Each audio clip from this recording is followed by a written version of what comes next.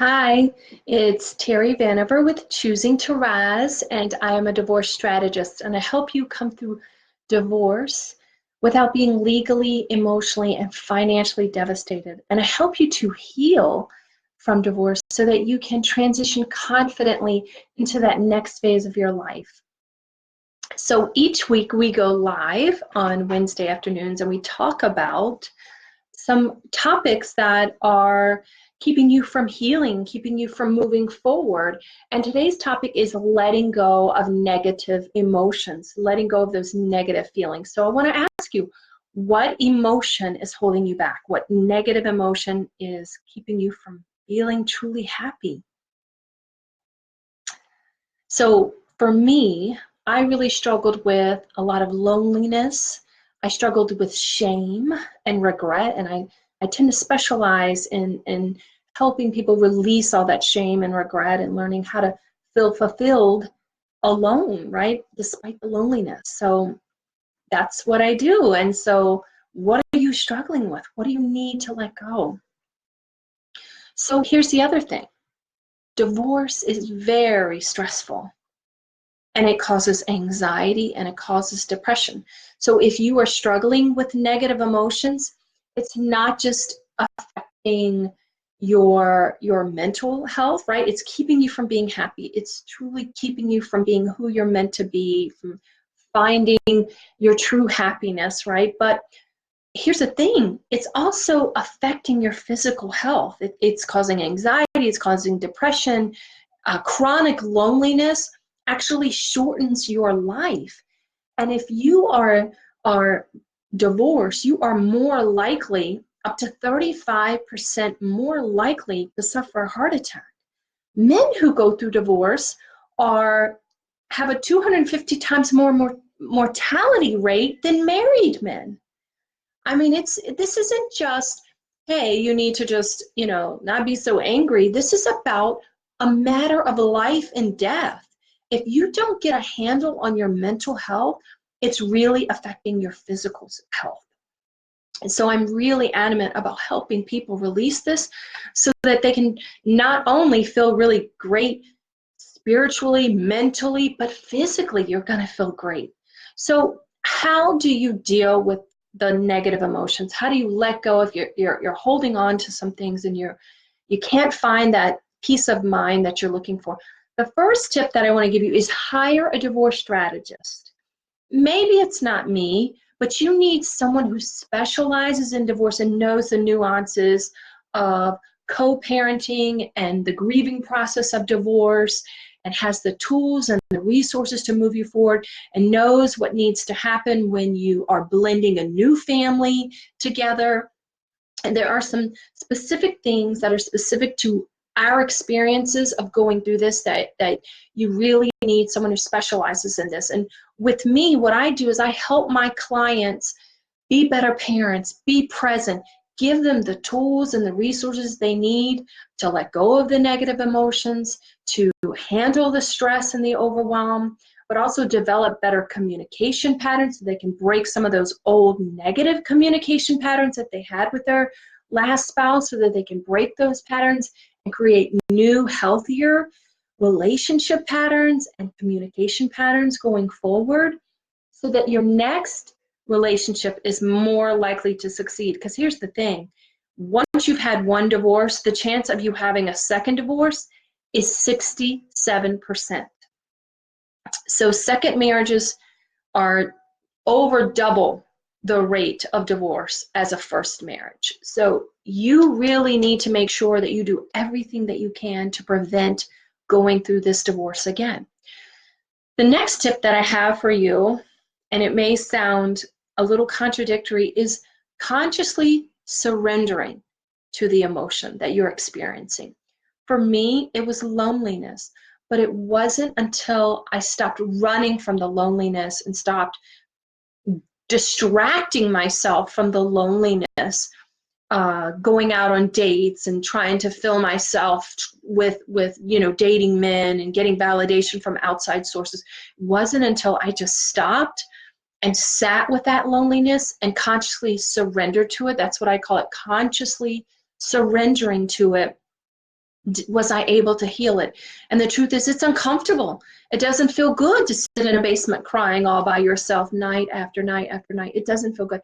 But I needed that to heal. And I help my clients understand that you need to surrender to it and get comfortable with the discomfort, because that's where the growth is going to happen. So until you consciously surrender to that emotion, it's going to continue to consume you, because something that you resist, it keeps wrapping you up, right? So like, for example, have you ever had a night where you couldn't sleep and you wake up and you go, oh my gosh, if I don't fall asleep, I'm not going to get 5 hours of sleep. And you keep on tossing and turning, and you keep thinking, oh my gosh, I need to get to sleep. I need to get to sleep. And the more you fight that, the more likely you are not to sleep. But you ever had a night and you woke up in the middle of the night and you go, I'm wide awake. I think I'll just sit here and read a book or watch TV. And the next thing you know, you've fallen right back asleep, right? So it's that resistance to that emotion or energy that consumes you and wraps you up. And I teach my clients how to embrace that, and then give them specific exercises and activities to release it. You know, I had a client who was like really wrapped up in the fantasy of her marriage. And the truth was that the person that she divorced at the end of her marriage was not who she married at the beginning. He had cheated on her. It was, dealing with a lot of troubling behaviors, but she was really stuck on this fantasy of who he was at the beginning. And I helped her to embrace and accept, here is where we are now, that going back in the past, you can't change that past, but you can embrace where you are now and develop a plan and goal to move forward. And the amazing thing is now she's an independent career woman, feeling happier, thinking about how she's going to develop healthier relationship patterns so that she's not codependent on someone else to feel happy and fulfilled within herself. So that is just an amazing thing to watch, to see her transformation. So I want you to think about what your life would look like a year from now. If you were able to let go of the bitterness, let go of the anger, let go of the regret and shame, perhaps even just feeling like the unfairness, feeling really just holding on to that, what would your life look like if you could let that go? How would you feel? What could you do? Hopefully you'd be, finding a new relationship. You could do things in your career that you've always wanted to do because you feel more confident. You feel more self-assured. You're not always questioning yourself. I have a client, and because he did the work and he allowed himself to overcome his wife cheating on him, and he did the work with me so that he could build a new relationship, and he's with someone who's very different than his ex-wife. And I think if he hadn't healed himself, he would have just repeated the same pattern, because he would have been scared of this woman, because conflict scared him, and he didn't understand what healthy conflict looked like and what communication looks like. And now I can say they are still together to this day. He's really happy and he's co-parenting with his ex and has a great relationship with his kids. It's so great to see. So, I really understand what it's like to go through divorce. It is, for many, many people, it is the worst time in their lives. For me, it was most certainly the darkest time in my life. I grew up just a poor kid, really ashamed of my background, being poor and all of that kind of thing. And then I was sexually abused by a family member growing up, and our alcoholic father left us when I was quite young. And so I had those feelings of an abandonment and a lack of valuing myself, and a real sense of shame about myself. And I carried that into my adulthood, but particularly my marriage. And I was a very needy and insecure wife. And my marriage didn't last very long. And within just a few short months, I lost my marriage, my home, my financial security, my mother, my friends and family. And my health because I was hit by a van while riding my bike. Just one thing after the other. So for me, that period in my life was the darkest, most stressful, most overwhelming time in my life. So I understand how difficult it is and how to get through that grieving process. But you can get through it. And there are ways to get through it faster and better and heal yourself so that you can come through it and create a better life. I have gone on to get remarried to a wonderful man, and we have a child together. And my ex and I co-parent together, and we support each other, and we're there for our kids, and we have a great relationship, the four of us together as a team.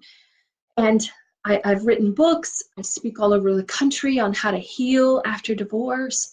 And it is just amazing to see the transformation in people's lives, that you can go from being in a very dark, isolated, lonely place to living your dream, living your purpose. It is possible. So listen, I know you're struggling. I know you're dealing with the loneliness, and maybe you're suppressing some shame and guilt and regret and remorse and holding on to the anger and bitterness, and it's leading to anxiety and overwhelm. And it's important that you handle this and deal with this, not only for your mental health, for your children, for your future, so you can prolong your life, so that you can live healthy. So I'm here for you. You are not alone, and I can help you through this. So if you want to know the fastest way of letting go of your negative feeling, please reach out to me right here, message me, and I'm going to tell you the fastest way to let go of your negative feelings so that you can find peace of mind again. Okay, so I look forward to hearing from you. I'm Terry Vanover with Choosing to Rise, and I look forward to speaking with you and hearing from you. If not, I will see you next week, and we are going to talk about another topic to help you move forward. All right, have a great Halloween. I will see you soon.